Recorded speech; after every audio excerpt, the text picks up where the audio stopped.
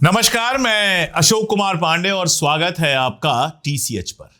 मैं लगातार ये बात कहता हूं कि जो लोग सबसे ज्यादा मंदिर मंदिर करते हैं, जो लोग सबसे ज्यादा धर्म धर्म करते हैं, असल में वो सबसे बड़े नास्तिक होते हैं। उनका भगवान के ऊपर कोई भरोसा नहीं होता। सोचिए, अगर भगवान के ऊपर भरोसा होता, अगर नास्तिक नहीं होते, अगर वाकई आस्तिक होते, अगर भगवान में श्रद्धा रखते, तो क्या भगवान श्री राम के मंदिर से पैसे चुराने का काम करते? क्या जो पैसा भगवान श्री राम के मंदिर पर चढ़ावे के रूप में आया है, उस पैसे से अय्याशी के सामान खरीदते? और क्या ऐसा करने वाले कभी धार्मिक हो सकते हैं? इस बात को सोचिएगा। जो धर्म धर्म बहुत चिल्लाते हैं, वो दरअसल आपको बेवकूफ बनाते हैं। धार्मिक आदमी वो है जो अपने घर के अंदर पूजा पाठ करता है, नमाज करता है, जो कुछ उसको करना हो करता है, और सड़क पर जब निकलता है तो एक इंसान की तरह निकलता है। सड़क पर अपने धर्म का झंडा लेकर नौटंकी नहीं मचाता। जी, मैं बात कर रहा हूं राम जन्मभूमि मंदिर में जो दान का पैसा था, उसके घोटाले की। उसकी ऐसी ऐसी खबरें आ रही हैं कि इस देश का हिंदू अगर सच में सोया नहीं होता, जागा होता। मैं हमेशा कहता हूं, इस देश का हिंदू असल में एक सोया हुआ है। जो लोग कहते हैं हिंदू जगाने आए हैं, वो हिंदुओं को सुलाने के लिए आए हैं, हिंदुओं को अफीम देने के लिए आए हैं, ताकि वो अपनी जिंदगी की समस्याएं भी भूल जाएं, गरीबी, बेरोजगारी और तमाम परेशानियों को भी भूल जाएं, और उसके साथ साथ धर्म के नाम पर जो उनको बेवकूफ बनाया जा रहा है और चारों तरफ लूट मचाई गई है, उस पर भी उनकी नजर ना पड़े। सिर्फ और सिर्फ नफरत के अफीम में, नफरत के नशे में ऐसे डूबे रहे कि उनको कुछ और दिखाई ना दे, कुछ और सुनाई ना दे। ये हिंदुओं को सुलाने वाले हैं, ये हिंदुओं को जगाने वाले नहीं हैं। और हिंदू ऐसा सोया हुआ है कि उसके राम मंदिर से पैसों की चोरी की खबरें आ रही हैं, और वो अब भी खामोश बैठा हुआ है। अखिलेश यादव की बेटी को लेके मीम बना सकता है, घटिया बातें कर सकता है, लेकिन उनका विरोध नहीं कर सकता, उनकी मुखालिफत नहीं कर सकता जो इस तरह की हरकत को अंजाम दे रहे हैं। जरा पॉइंट वाइज देखते हैं किस तरह की खबरें आई हैं और वो कितनी खतरनाक हैं। पहले यह लग रहा था कि 10-15 करोड़ रुपए की चोरी वहां से हुई है। अब जो खबरें आ रही हैं उसमें अनुमान यह लगाया जा रहा है कि जो चोरी राम मंदिर के खजाने से हुई है, वो चोरी 200 करोड़ रुपए से ज्यादा की हो सकती है। 200 करोड़ रुपए की। और ये रुपया कौन सा है? ये वो रुपया है जो आप जैसे श्रद्धालु जाते हैं, 10 रुपए, 5 रुपए, 100 रुपए, 500 रुपए, जैसी जिसकी हैसियत होती है, जैसी जिसकी श्रद्धा होती है, भगवान राम के चरणों में अर्पित करके आते हैं। उस पैसे की ये लूट है।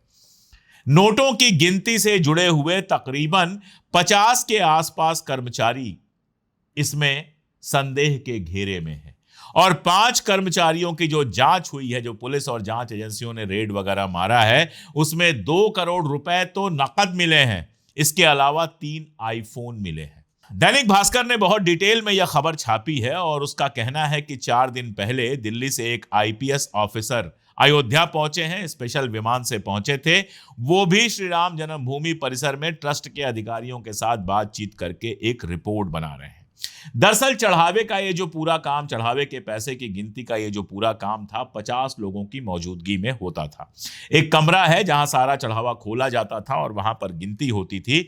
इसमें 24 ऐसे कर्मचारी हैं जो नोटों को गिनते हैं और उनका बंडल बनाते हैं। ये सब कर्मचारी प्राइवेट एजेंसी के जरिए ट्रस्ट ने रखे हैं। 12 कर्मचारी ट्रस्ट के हैं जो 24 पर गिनने वालों पर नजर रखते हैं, यानी 2 आदमी पर नजर रखने के लिए 1 आदमी रखा गया था। ये प्राइवेट नहीं है, ये ट्रस्ट के हैं। और 14 कर्मचारी हैं जिसमें एसबीआई से जुड़े हुए लोग हैं और टीसीएस की ऑडिट टीम के लोग हैं। ये होते हैं उसकी ऑडिटिंग के लिए। और जो कर्मचारी रखे गए हैं, जो एजेंसी ने कर्मचारी रखे हैं, उनको 14,500 रुपए पर महीने मिलता है। 14,500 की उनको सैलरी मिलती है।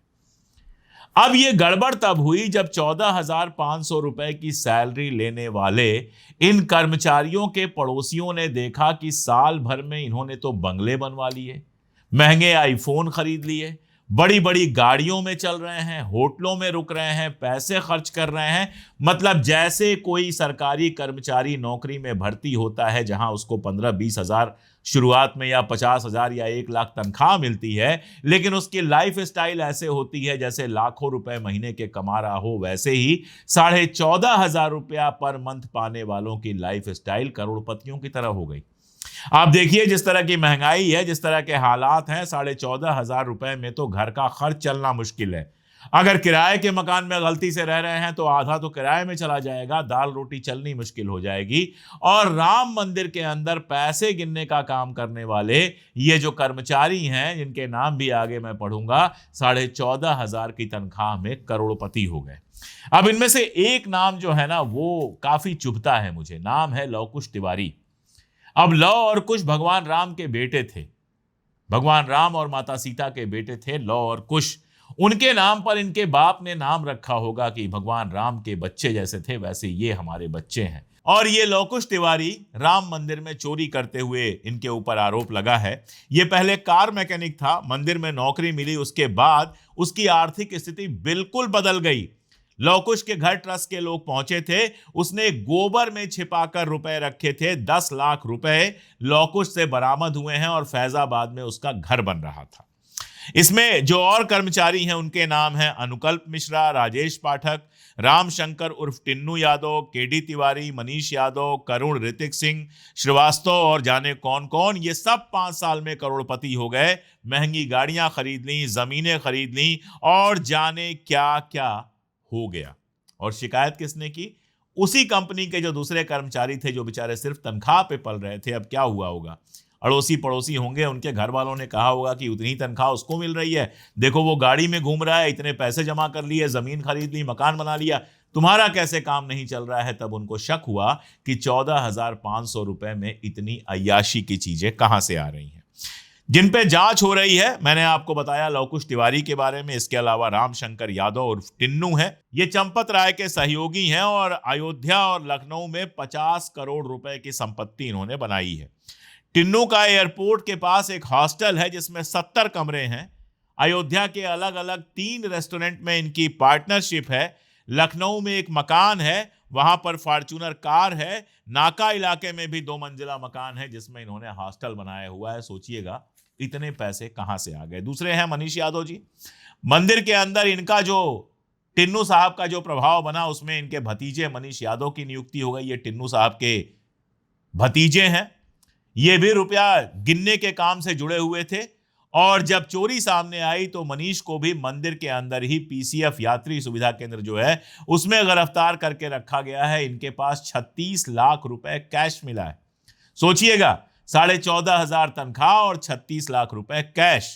केडी तिवारी जो हैं, उनकी जिम्मेदारी है मंदिर में जो चढ़ावे में सोने चांदी के जेवर चढ़ते हैं, बहुत सारे लोग जेवर भी चढ़ाते हैं, उसकी देख रेख करना इनकी जिम्मेदारी है। इन्होंने 1.5 करोड़ रुपए की जमीन खरीदी है और कहा जा रहा है कि पंडित जी ने 5 करोड़ रुपए की संपत्ति जुटाई है। राजेश पाठक हैं, ये भी नोटों की गिनती करते हैं। उनको भी एक कमरे में बंद रखा गया है। ये भी 5-6 साल में करोड़पति बन गए। अनुकल्प मिश्रा हैं, लव कुश के साले हैं। जो लव कुश मिश्रा थे उनके ये साले हैं और ये भी नोट गिनती करते थे। कौशलपुरी में मानस डेंटल हॉस्पिटल के पास इन्होंने एक घर खरीदा जो 64 से 65 लाख रुपए के बीच में था। यानी आप समझ लीजिए कि 14,500 की तनख्वाह में 64-65 लाख रुपए का मकान खरीद लेते हैं। ये साला जीजा हैं, इसमें भतीजे और चाचा हैं। पूरा का पूरा ऐसा लग रहा है कि राम मंदिर के अंदर लूट का सिंडिकेट चल रहा है। मेरा सवाल बहुत साफ है कि क्या जो मंदिर के टॉप पोस्ट पे बैठे हैं चंपत राय जी, या फिर मंदिर के टॉप पोस्ट पे बैठे हुए दूसरे लोग हैं, उनकी मिली भगत के बिना क्या इतने नोट बाहर हो सकते थे, इतनी लूट हो सकती थी? सोच के बताइए। अगर चंपत राय साहब को यह नहीं पता था तो उनको उस पोस्ट पर होना नहीं चाहिए, और अगर यह पता था और उसके बावजूद यह सब चल रहा है तो उनको तुरंत इस्तीफा देना चाहिए और गिरफ्तार करके उनसे पूछताछ करनी चाहिए। जब तक हाईएस्ट लेवल के लोगों की मिली भगत नहीं होगी, मैं दावा कर रहा हूं कि इतने रुपए नहीं जा सकते। देखिए, 10 गड्डियां बनी, उसमें से एक 100 का नोट चला गया, 1 लाख में से किसी ने 100 का नोट निकाल लिया। ये तो मान सकते हैं कि चलो इस पर नजर नहीं पड़ी। लेकिन यहां अगर करोड़ों रुपए बाहर हो रहे थे, मतलब 5 करोड़ की कहीं नकदी मिल रही है, कहीं 10 लाख की नकदी मिल रही है, यानी सीधा सीधा मामला है कि खुला खेल फर्रुखाबादी चल रहा था, और वो भी सीसीटीवी में। दो गिनने वालों पर नजर रखने के लिए एक आदमी था, उसके बाद ऑडिट की टीम थी और सीसीटीवी लगा हुआ था। और उसके बावजूद ये सारी गड़बड़ी अगर चल रही है तो बहुत सीधा सा मामला है कि इसके तार बहुत ऊपर तक जुड़े हुए हैं। और मैं आपको बताऊं, ब्रजभूषण शरण सिंह को तो आप जानते हैं, कोई कांग्रेसी नहीं है, कोई सपाई नहीं है, भारतीय जनता पार्टी के नेता हैं, एमपी रहे हैं, अब उनका बेटा एमपी है। और ब्रजभूषण शरण सिंह जो है काफी दबंग आदमी है। मैं इस समय आपको याद नहीं दिलाऊंगा कि इतने पहलवानों के हल्ले के बावजूद उनके खिलाफ कुछ नहीं हुआ, वो सब छोड़ दीजिए, लेकिन दबंग आदमी है, इतना तो आप जानते और मानते हैं। उन ब्रजभूषण शरण सिंह का एक बयान आता है जिसमें वो कहते हैं कि राम मंदिर में किस तरह की लूट चल रही है मैं आपको बता नहीं सकता, क्योंकि इसमें काफी हाई लेवल के लोग जुड़े हुए हैं और अगर मैं उनके नाम ले लूंगा तो मेरे ऊपर खतरा हो जाएगा। यानी इतना दबंग आदमी भी डर रहा है अगर, तो ये चुन्नू मुन्नू से तो नहीं डर रहा है, ये पैसा गिनने वाले प्राइवेट के कर्मचारियों से तो नहीं डर रहा है। जाहिर तौर पे कुछ बड़े लोग हैं जो इस पूरे खेल में शामिल हैं जिनसे वो डर रहे हैं। अब आप देखिए, यूपी सरकार जो है वो एसआईटी एक बनाती है और इस एसआईटी में कौन है? मंडलायुक्त हैं एक आईएएस विजय विश्वास पंत जी, आईजी रेंज के एक आईपीएस हैं किरण एस जी और विशेष सचिव वित्त आईएएस नील रतन जी हैं। यानी आईएएस और आईपीएस हैं, कोई रिटायर्ड जज नहीं है, कोई रिटायर्ड जज नहीं है जो इसके कानूनी पहलुओं को ढंग से देख सके। और इसीलिए इस जांच को लेकर कई संतों ने कहा है कि इस पर हमें कोई भरोसा नहीं है। कई सारे लोग चंपत राय की तरफ सीधी उंगली उठा रहे हैं। और आप देखिए, ये जो जांच होगी ये तीर्थ क्षेत्र जो ट्रस्ट है उसके कहने पर हो रही है, उसने अनुरोध किया है। यानी जहां चोरी हुई है, जहां यह शक है कि बड़े बड़े लोग चोरी में शामिल हैं, वही जांच भी करवा रहे हैं। मेरा सवाल सीधे सीधे है कि इसकी सीबीआई जांच क्यों नहीं होनी चाहिए? सेंट्रल गवर्नमेंट की किसी एजेंसी के थ्रू जांच इसकी क्यों नहीं होनी चाहिए? ईडी के थ्रू इसकी जांच क्यों नहीं होनी चाहिए? जो नेताओं के घर पहुंच जाती है वो किस लिए बनाई गई है? सिर्फ नेताओं को पकड़ने के लिए और भारतीय जनता पार्टी में शामिल कराने के लिए, न्यूज क्लिक जैसे अखबार को बंद कराने के लिए। इस मामले में क्या ईडी नहीं जा सकती है? लोगों के घर से करोड़ों करोड़ों का कैश मिल रहा है, 200 करोड़ रुपए के लूट की बात आई है, ईडी क्यों नहीं जा सकती? सीबीआई क्यों नहीं जा सकती? सेंट्रल गवर्नमेंट खुद इस पर कोई कदम क्यों नहीं उठा सकती? अभी खबर आई है कि सुप्रीम कोर्ट में एक याचिका दर्ज की गई है, जिस याचिका में यह मांग किया गया है कि इस मामले को सुप्रीम कोर्ट अपनी देखरेख में जांच कराए और बाकायदा सीबीआई वहां पर लगाए, जो इसकी जांच करे, हर आदमी से पूछताछ करे, उसके बाद रिजल्ट आए। देखिए, जब से राम जन्मभूमि मंदिर बन रहा है उसका दो ही मामले में इस्तेमाल हो रहा है। एक तो वो लोग हैं कि उंगली पकड़ाकर राम को चला रहे हैं, जो राम को लाए थे उनको लाएंगे, जो कह रहे हैं कि वो राम को लाए हैं। जो नश्वर हैं, कल पैदा हुए हैं आज मर जाएंगे, वो कह रहे हैं कि भगवान श्री राम को वो लेकर आए हैं और उनके नाम पर राजनीति कर रहे हैं। तो एक तो उसका राजनीति के लिए इस्तेमाल हो रहा है और दूसरा इस्तेमाल हो रहा है लूट के लिए। 2021 में यह खबर आई थी और यह देखा गया था, बाकायदा सबूत के साथ खबर आई थी कि कैसे सस्ती जमीनें खरीदी गई और कुछ मिनटों, कुछ घंटे में उनका दाम कई गुना बढ़ गया और उनको बेच दिया गया और इस तरह लोगों ने लाखों और करोड़ों कमा लिए। अयोध्या का एक प्लाट था जिसको कुछ लोगों ने 2 करोड़ में खरीदा और 5 से 10 मिनट बाद राम मंदिर ट्रस्ट को 18, साढ़े 18 करोड़ में बेच दिया। यानी किसी की गरीब की जमीन थी, उसको 2 करोड़ में खरीद लिया और उसी जमीन को राम मंदिर ट्रस्ट ने 18.5 करोड़ में खरीद लिया। राम मंदिर ट्रस्ट अगर सीधे उस गरीब से जमीन खरीदता तो और कम में मिल जाती, राम मंदिर ट्रस्ट के पास पैसा बचता और उस गरीब को भी ज्यादा पैसा मिल जाता। और इस तरह के खेल दुनिया भर के किए गए। जमीनें जो पहले सरकारी थी उनको प्राइवेट कर दिया गया। उसके बाद अमिताभ बच्चन जी का वहां बंगला बन रहा है, कभी सुनाई आता है, कभी सुनाई देता है कि अडानी जी का कुछ बन रहा है, कभी किसी का बन रहा है।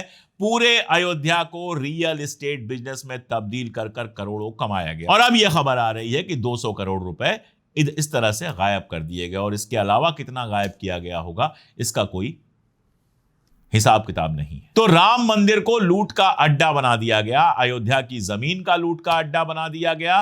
भक्तों ने, जो असल वाले भक्त हैं, भाजपा वाले मोदी भक्तों की बात नहीं कर रहा हूं, जो असल भक्त हैं, जो मंदिर में जाते हैं, श्रद्धा से पैसे, जेवर, ये सारा कुछ चढ़ाते हैं, उनके दिए हुए पैसे और जेवर की लूट मचाई गई और करोड़ों करोड़ कमा लिया गया। और आप बताइए कि ये सारा कुछ टॉप मोस्ट के देखे बिना हो गया।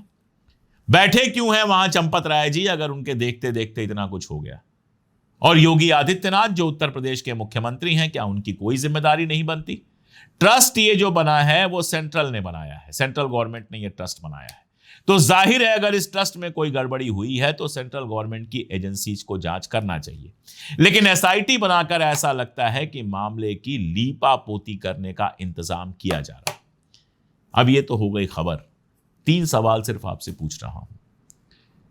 मंदिर श्रद्धा का केंद्र होता है या लूट का केंद्र होता है? अगर आप भगवान को जो पैसा चढ़ा रहे हैं वो लूटा जा रहा है तो आप बताइए ये भगवान की भक्ति है और या फिर भगवान के नाम पर लूट है। 2 जो मैंने शुरू में कहा कि ये जो लोग मंदिर के ट्रस्ट के आसपास हैं, जो उनके भरोसे में हैं, जिनकी देख रेख में लूट चल रही है, क्या उनका भगवान में कोई भरोसा है?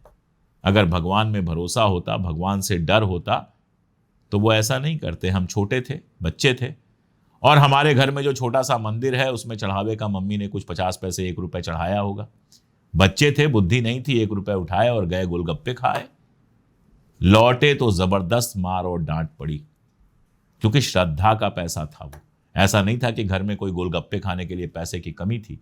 यही कहा गया कि गोलगप्पे खाना था तो हमसे पैसे ले लिए होते, भगवान का पैसा कैसे उठाया? तो आप सोचिए, उस पैसे का इस्तेमाल मुझे याद है कि मंदिर के ही काम में होता था, प्रसाद खरीदने के लिए, अगरबत्ती खरीदने के लिए, धूप खरीदने के लिए, कहीं और उसका खर्चा नहीं किया जाता था।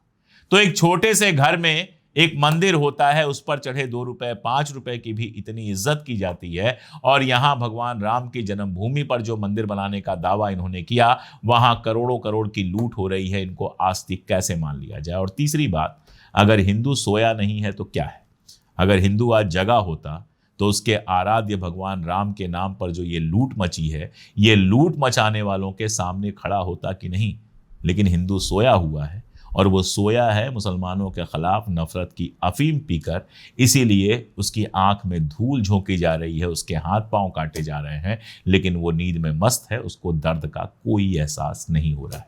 आप बताइए गलत कह रहा हूं? आज के लिए इतना ही, बहुत शुक्रिया।